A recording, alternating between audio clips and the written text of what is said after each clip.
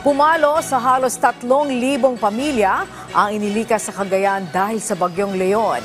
Kaya sa bayan ng Santa Ana na lumobo ang bilang ng mga evacuee. Si Benji Durango sa sentro ng balita. Na-rescue ng PNP Santa Ana ang ibong bubi ng mahagip ng Super Bagyong Leon ng Cagayan. Saan nakuha yan, sir? Sa concert sa fishport. Fishport? Sa dagat. Lumanding na lang. Oo sir, nadaanan ng mga bangka, tinurn-over sa amin. Wala nang masugat ang ibong karaniwang makikita sa tropical countries tulad ng Pilipinas. Malamang daw, napagod ito sa mahigit 24 na oras na pananalasan ng Bagyong Leon kahapon.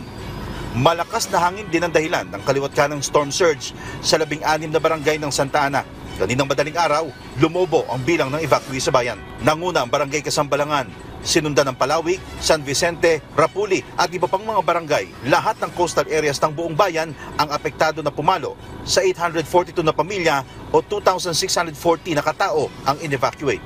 Sa Apari, Cagayan, nilamon ng dagat ang isang fisherman's wharf. Hindi nito kinayang malakas na alon kaya nahulog sa dagat.